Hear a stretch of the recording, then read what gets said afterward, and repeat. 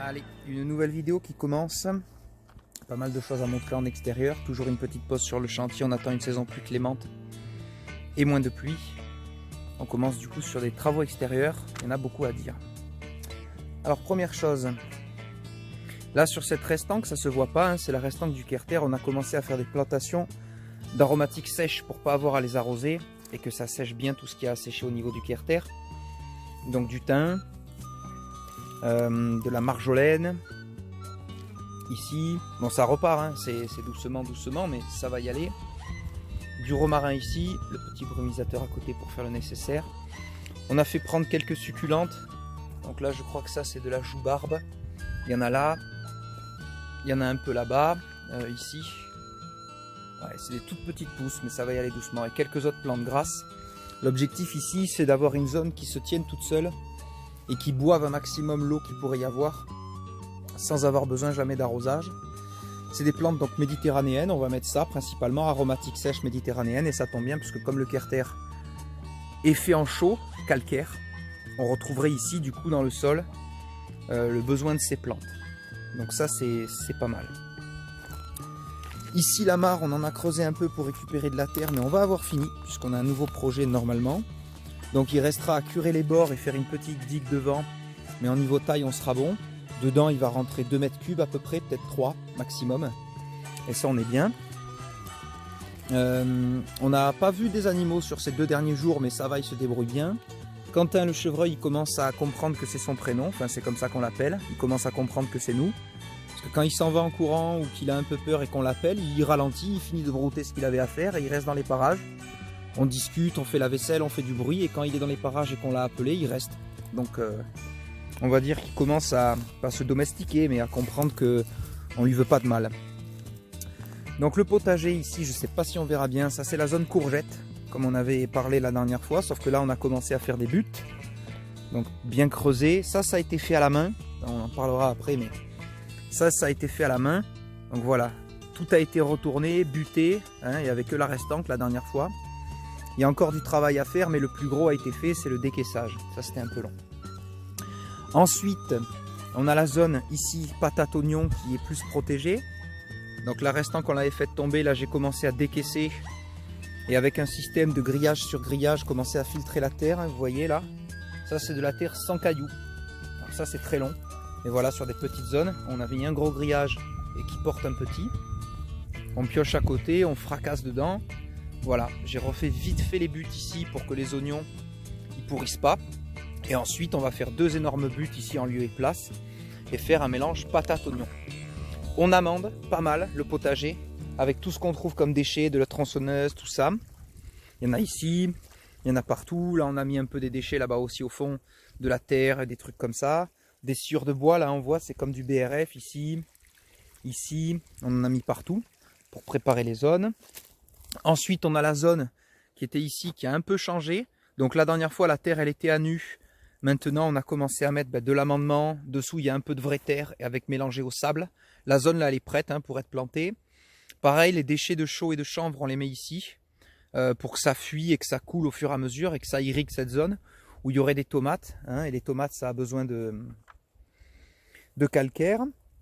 Là, on a préparé une zone, mais on n'a pas fini. On a juste décaissé. Il va falloir remplir avec de la belle terre pour mettre du safran et des choses qui ont besoin un peu de racines. Donc ça sera une toute petite zone pour tester des carottes et surtout du safran, que ça draine bien. Donc pareil, l'amendement à droite à gauche. On essaye d'enlever les tas qu'il y avait à droite à gauche. On met tout là, parce que là c'est des vieilles planches avec des clous, c'est un peu compliqué. Donc on fait un tas à un seul endroit, qui pourrira avec le temps tranquillement. Et puis on viendra chercher un jour de l'humus ou quoi, mais à défaut ça va être là. On avait élagué, on avait parlé de ça la dernière fois.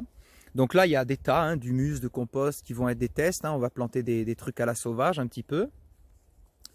Donc ça, c'est bon. Le potager, l'amendement, ça avance. Hein. Vous voyez, là, on a quand même... je vais reculer, prendre un peu de la marge, mais on a pas mal de zones, du coup, qui ont l'air d'avoir été faites. Donc ça, c'est bien. Elles sont prêtes pour les plantations, tout ça. On va pouvoir commencer les semis cette année.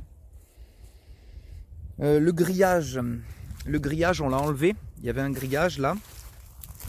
Donc on laisse celui qui est près du ravin, tout le long là. Mais on a enlevé les zones qui étaient ici, là où je me trouve, il y avait un grillage. On s'est arrêté au poteau qui est encore droit là qu'on voit. Il a fallu couper le jonc. D'ailleurs, c'est une sacrée merde. C'est du genêt. Ça repousse, ça fait des bûches au sol, c'est des troncs, c'est inenlevable. Donc s'il y a quelqu'un qui a une solution à part l'huile de coude, je suis preneur.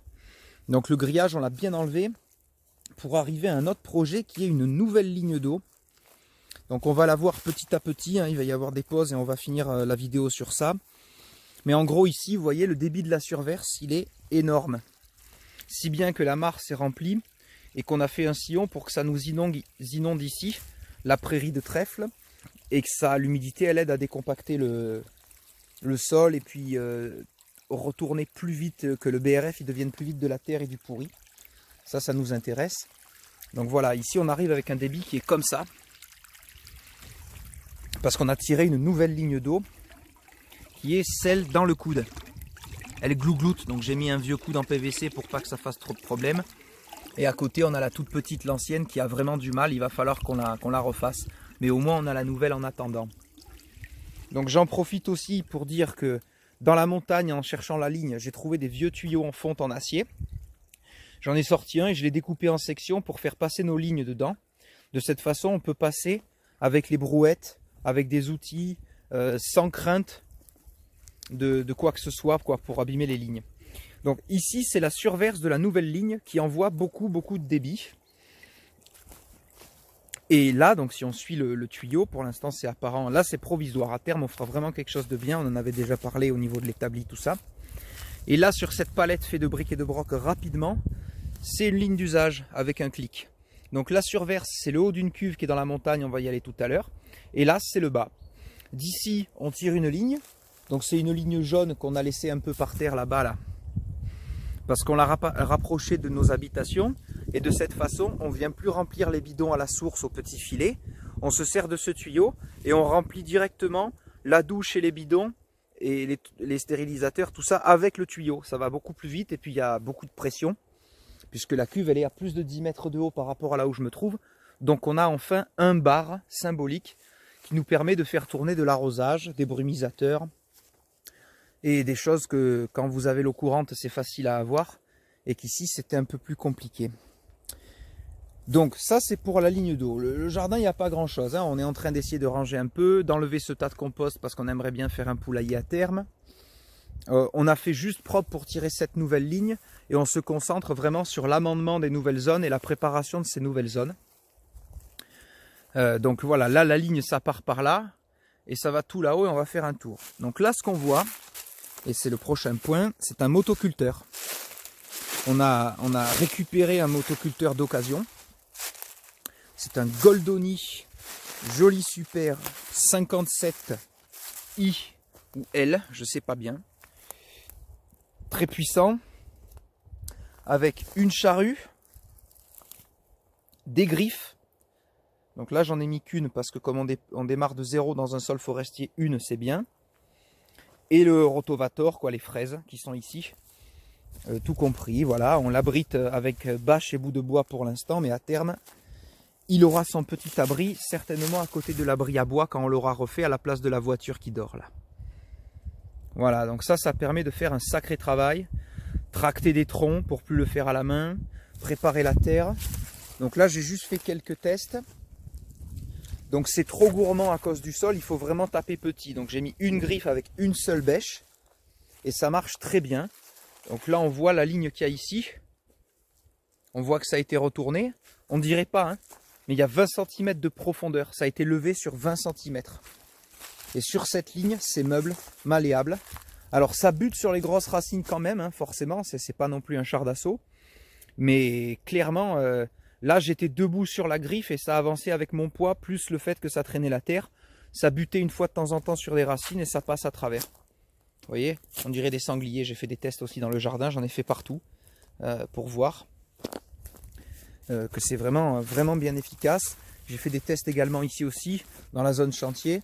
Alors ça marche, mais quand il y a trop d'humus en surface, ça broute. Alors il faut arrêter, enlever l'humus qu'on a enquillé. Voilà, vous voyez, ici c'est retourné. Là on voit une ligne. Là, voilà. Disons que ça permet de bien décompacter la terre. Ça fait vraiment un travail que...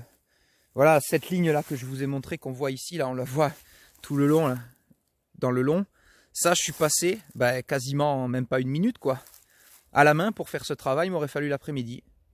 Voilà, là je viens, je creuse à la pelle ou je passe avec la charrue, je fais une tranchée de 10 mètres. Une tranchée de 10 mètres de 20 cm de profondeur, il me faut un après-midi entier. Et là, ça m'a pris 2 minutes. Si je mets la charrue, on rajoute 10, le temps de changer l'outil. Donc il est très bien ce motoculteur. Il est bien violent, bien efficace. Il y a une clé, une boîte à outils qui est intégrée dedans que le mec avant d'occasion il avait fabriqué. Donc moi ça me sert très bien. C'est vraiment un bel engin, on en est content. Et ça nous permettra de faire bien du travail que je commençais à laisser un peu mon dos sur les outils. Alors il y en a toujours à faire à la main, hein. Franchement c'est le plus gros du travail, mais en termes de temps. Par contre, l'efficacité de cette chose-là, ça me permet de décompacter la terre et derrière avoir plus qu'à travailler ça au râteau et avec des petits outils. Fini la grosse pioche, fini les choses comme ça. On est enfin un peu tranquille. Donc dernier petit tour au jardin. On a laissé les pots de fleurs et les tuyaux ici. On a rapatrié là-bas là-haut de la montagne ici pour faire le bricolage. Le grillage qu'on a sorti, on l'a mis en rouleau ici pour qu'il puisse être utilisé après. Et là, le jardin, ça se prépare bien. On a des arbres en fleurs, on les voit là-bas au loin, des pruniers, un sol cornouillé mâle.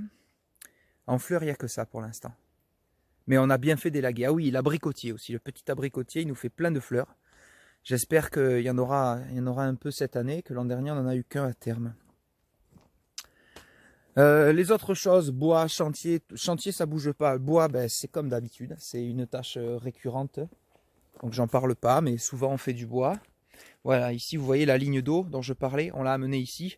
Ça nous permet de remplir là-bas derrière directement les douches, les bidons, et plus avoir à les transporter jusqu'à la source. Ça maintenant, la dernière fois on avait vu qu'on avait fait une restanque pour les framboises, c'est celle qui se trouve à droite, là-bas. Et on en a fait une deuxième avec d'autres framboises. Et ce qu'on voit là, c'est un résineux qui était juste un peu plus haut là-bas, qu'on a fait tomber. Et morceau par morceau, alors ça a été long parce qu'il était sur la route, on a monté ça sur 60-80 cm de haut. Et comme ça, on n'a pas enlevé l'humus là, vous voyez. Ça, c'était comme ça avant. Donc on enlève juste les grosses branches. On a mis de la terre, du BRF, ce qu'on a nous, hein, vous voyez, c'est des déchets de tronçonneuse inexploitables. Et dedans, on a planté 4 pieds de framboises nouveaux, avec ici leur étiquette bien cachée. Là, ça, celui-là, il repart bien. Il y en a qui sont plus précoces que d'autres, là. Et un dernier là-bas, qu'on ne voit pas trop parce qu'ils ne sont pas bien repartis. Voilà, ça, c'était du travail aussi. Ici, on voit un tuyau, il est connecté. C'est une autre ligne qui est connectée à la cuve. Hein, on en a, le nouveau point d'usage, il est au jardin, mais on a profité, on a tiré une ligne tout à travers la montagne, là, qui va jusqu'à la cuve. On la voit un peu vite fait de là, mais on va aller la voir à pied après, ça sera mieux. Avec ce qui me restait du résineux, j'ai fait une petite échelle, un petit escabeau, pour qu'on puisse monter tout en confort jusqu'à la source. D'ailleurs, c'est par là qu'on va passer. Parce que comme la source, le filet, il est vraiment léger, on a tiré la ligne depuis un ruisseau en trouvant une autre source. Et ici, le projet, c'est de la refaire. Donc là j'ai abattu un sol tout à l'heure, parce que le sol, ça boit toute l'eau qu'il y a à boire. Et la prochaine étape, c'est enlever l'humus 2 mètres autour de ici, c'est le point de captage. Enlever l'humus partout. Curer la mare, parce que c'est un nid à salamandre. Donc c'est très bien, mais le problème c'est qu'elle s'asphyxie vu qu'il n'y a plus trop d'eau. Donc on va tout curer tout propre pour pouvoir la remettre en eau et trouver ici le gisement qui l'alimente. Comme ça lui fera enfin quelque chose de propre. En enlevant bien les racines et tout ce qui est vivant sur le passage. Comme ça on est sûr qu'elle s'alimente. Pour faire ça, on a rempli une poubelle avec de l'eau. On va venir mettre de la vase, des feuilles, enfin, ce que ça a l'air d'être là-dedans, on va le recréer ici. Et petit à petit, on va venir récupérer toutes les larves de salamandre qu'on voit pour les transférer. Ensuite, quand on va gratter, curer cette mare, à côté ici, on avait fait un petit trou l'an dernier, on l'a recontinué un peu pour récupérer de la terre. Je vais me décaler, comme ça on voit mieux de loin. Voilà. Donc là, il y a la mare au fond, là, il y a un trou. La terre, on l'a récupérée pour ensevelir les framboises en contrebas. Donc dans ce trou, on va venir mettre tout l'humus de la zone et le lit de vase de la mare. Comme ça, quand ici ça aura fini de travailler et que ça aura séché, on pourra venir récupérer un amendement qui sera génial et plein de nutriments, qui sera de l'engrais de tip-top qualité. Et en même temps, vu que l'humus, on va le déposer juste à côté de l'autre mare, ce qu'on n'aura pas réussi à récupérer de vivant en curant la mare, eh bien, avec un peu de chance, ça va trouver son chemin pour les 2 mètres qu'il y a à faire et revenir dans l'autre mare. Et c'est pour ça que, comme on n'en est pas sûr, on prévoit de faire la poubelle avec la vie dedans pour pouvoir la réintégrer. Parce que ça, après, du coup, il faudra ouvrir la montagne, curer, capter et faire un truc un peu mieux. Donc voilà, ça, on va redescendre. Et puis, on va aller finir là, parler de la ligne d'eau. Et puis après, ça sera fini. Alors, on dirait pas, là, il y a 3 semaines depuis la dernière vidéo. Tout ce que je montre ici, c'est vraiment beaucoup de travail. Même si on ne se rend pas compte, hein. L'abattage de l'arbre, là, c'est une journée. Le terrassement pour faire cette framboise, ça en est 2. Voilà, au total, pour faire cette zone-là, y compris l'escabeau, je ne parle pas de la ligne d'eau. Hein. La ligne d'eau, il y a 1 semaine de travail facile. Juste pour faire ça, là, ça nous a pris 3-4 jours. Voilà, et encore, on n'a pas fini. Vous voyez là-bas, il y a des branches vertes un peu. C'est les déchets du résineux qu'on n'a pas fini d'évacuer. Parce que c'était vraiment, vraiment difficile. Et qu'on fait petit à petit. Allez, donc là, par là, vous allez voir un tuyau noir là qui monte à travers, on le voit bien en plein milieu. Et qui va jusqu'à l'arbre mort là-bas là-haut. C'est là qu'on a fait le captage, enfin là, non, c'est là qu'il y a la cuve. Donc là, on va aller suivre la ligne. Et après, on sera bien. Allez, donc là, ça va bouger un peu, on va marcher. On ne peut pas faire autrement. Et puis, on va aller tout là-haut dans la montagne pour voir ce qu'on a fait. Et que vous vous rendiez bien compte. Alors, là, on retrouve nos tuyaux. Ici, la surverse, c'est le point d'usage du jardin. Ça, c'est de l'agricole, diamètre 25, résistance à 10 bars. C'est une ligne un peu plus légère. Voilà, derrière le motoculteur, on a le point d'usage et le potager. C'est une ligne un peu plus légère que celle qu'on avait mise d'habitude ailleurs. Parce que ça vaut très cher l'autre. L'autre, c'est une résistance à 16 bars. Et on s'en est servi pour aller chercher l'eau dans la montagne, le peu qui nous restait. Au total, il y a un peu moins de 200 mètres de tuyaux. Là, ça fait 2 fois, donc non, hein, je dis une ligne de 200 mètres. Là, comme c'est doublé, ça ferait 300 pour cette section-là. En gros, il y a une ligne sur 200 mètres, mais après, il y a des lignes où il y a 2-3 tuyaux. Donc là, on monte. Ici, c'est un tuyau de jardin, parce qu'au niveau de la cuve, j'ai fait plusieurs petits branchements et bidouillages. Grâce à cette ligne, on peut alimenter le verger. Parce que je rappelle, ici, on se trouve dans le verger, du coup. Là, il y a les nèfles. Là-bas, un figuier. On a planté plein de choses comme ça nous permettra de l'arroser. Voilà, on s'est servi de la restanque qu'il y avait ici avec le plat, qui était un projet, de toute façon, d'utiliser cette restanque pour des cuves. Là, c'est le tuyau qui mène aux framboises, qu'on a vu tout à l'heure. Donc là, la restanque, on a gratté, on a terrassé, on a dû faire propre et lisse. Et on est venu mettre la cuve que la mère de taille nous avait donnée. Comme on l'a eu d'avant, quand on était encore en ville, elle avait été lavée complètement à la javel. Donc là, on l'a peint style camo pour pas qu'il y ait trop de lumière qui rentre, pour éviter la prolifération d'algues. Ici en haut, c'est la surverse en coude, celle qui glougloute en bas dans les poubelles. Donc là, la ligne, elle fait 75 mètres. En bas, c'est le point d'usage. Pareil, un peu moins de 75 mètres du coup pour celle-là. Et là, on a un T pour envoyer ça vers les framboises. Bon, là, je suis encore en train de faire un dernier bidouillage de plomberie parce qu'il y avait une petite fuite. Du coup, ça sera rebranché demain. Mais la cuve est pleine et elle surverse. Et le petit tuyau là qu'on voit en vrac au sol, c'est le raccord que je peux mettre à la place, vous voyez, pour aller alimenter le verger. Ce tuyau, il vient en lieu et place de ici. Là, à la place de la ligne framboise, comme il y a une vanne d'arrêt juste avant, je dévisse, je mets l'autre et on peut aller arroser le verger. Donc ça, c'est la cuve. Le système de récupération s'est fait dans une bouteille où j'ai gardé le capot. La montagne, elle arrive là. Là, ça alimente la cuve et entre les deux, il y a un chinois de cuisine qui fait le bon diamètre. Et là, on va aller se perdre. Ça, c'est une ligne 16 bars, donc plus résistante. Et je ne vais pas la suivre. On va passer un peu plus haut et puis on verra à travers. Parce que l'avoir fait passer, ça a été une sacrée affaire, cette histoire. Ça a été très long de passer dans la montagne, à travers les arbres, les rochers. C'est en faisant passer celle-là que j'ai trouvé les vieilles canalisations de fonte dont je parlais plus tôt. Et je suis allé en chercher une qui faisait, je sais pas moi, 4-5 mètres. Et disquée en morceaux d'1 mètre, 1 mètre 20 pour faire les passes de tuyaux. Donc là, on se retrouve sur le vieux chemin qui devait être là dans les années 50 déjà, puisqu'on le voit avec de vieilles photos aériennes. Et en contrebas de ce chemin, voilà, on a la ligne noire qui alimente la cuve. Et on se rend compte du coup qu'on est vachement haut. Du coup là on a presque un bar au jardin. Et ça permet d'avoir un vrai jet d'eau sur un tuyau d'arrosage et avoir l'impression qu'on est en ville sans l'être. Alors je vais filmer le tuyau, sachant que le chemin où je marche il est déjà compliqué. Et voilà, et prendre des branches, je perds ma casquette. Voilà, alors imaginez en plus là c'est une pente à 60 degrés de là où je me trouve, avec éboulis, vieilles branches, cailloux, et on a fait passer ça en tirant. Du coup cette ligne là elle fait 100 mètres.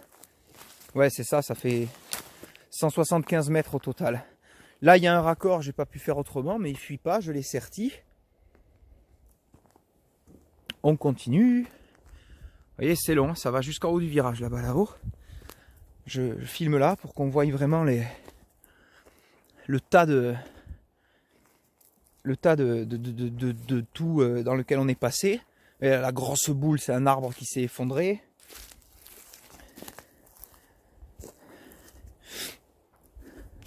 Parce qu'on cherchait un endroit pour capter l'eau du ruisseau quand il pleut. Et au final, on a trouvé une source.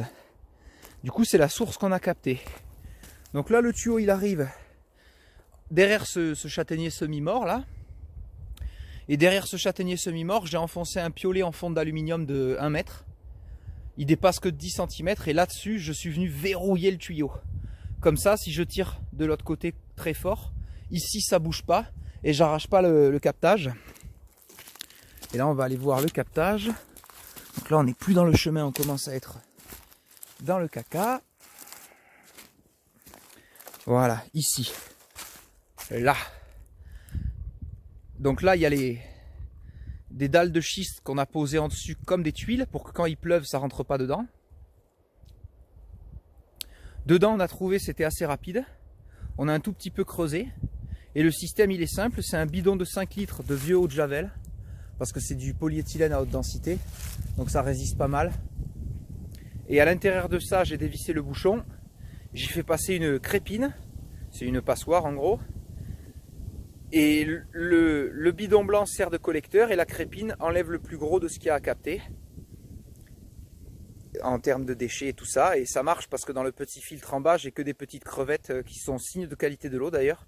Des crevettes blanches translucides de moins d'1 centimètre qui se nourrissent des déchets. Donc en plus, elles nous nettoient la ligne. Voilà, je ne vais pas aller jusque là-bas dedans parce que je vous dis, c'est toute une expérience. Là, c'est dans le lit du ruisseau. C'est protégé par un arbre. À terme, on fera une petite barrière pour que si ça ravine éventuellement, la ligne ne se fasse pas arracher. Et la barrière, ben, on la fera avec les tubes acier. On va protéger de tubes acier. Et à terme, les branches, elles viendront se mettre, etc. Là, on voit que c'est vraiment explosé. Il y a des branches partout. Mais c'est parce qu'ici, il y a eu des coupes de bois. Et ils laissent les déchets partout. C'est pas la nature qui a fait ça. Ça, c'est les bûcherons. Voilà. Donc, on est ici. Si on était un peu plus bas, on n'aurait pas pu alimenter la cuve sur la restant qu'en contre-haut. Il aurait fallu la descendre. Et ça aurait été embêtant, on aurait perdu un peu de pression. Donc là, on est vraiment content d'avoir trouvé ça. Ça nous fait une belle qualité d'eau. Un beau débit. Et on a quasiment l'eau courante. Donc ça, c'est un grand niveau de confort en plus. Voilà. Là, on voit le chemin. On va se quitter ici, dans la nature. Au calme. À côté de là où on a capté. Ah oui, petite parenthèse, on a capté une source, mais il y en a plein dans le ruisseau. Ce qui fait que juste 10 ou 20 mètres en contrebas, il y a encore de l'eau dans le ruisseau. On n'a pas à priver le ruisseau d'eau. Déjà, moi, la source que j'ai captée, j'en ai capté que 80% à peu près. Pas plus, il y en a, ça fuit encore à côté. J'ai pas voulu être trop gourmand. Et en contrebas, ici, au niveau des éboulis de pierre, et un peu plus bas, il y en a plein. Il doit y en avoir 5 ou 6 au total. Donc ça assèche pas le ruisseau. Donc on prélève. De toute façon, nous en bas, ça retourne à la nature, ça se réinfiltre. Donc c'est pas de l'eau qui disparaît pour l'écosystème. Mais on n'a quand même pas été trop gourmand et on a bien vérifié que le ruisseau soit toujours alimenté. Je sais pas si de là on verra.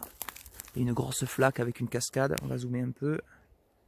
Ouais, là, le point noir en plein milieu ici, c'est une cascade avec avec une piscine naturelle. Donc il y a encore pas mal de débit dans ce ruisseau. Allez, petit brin de nature.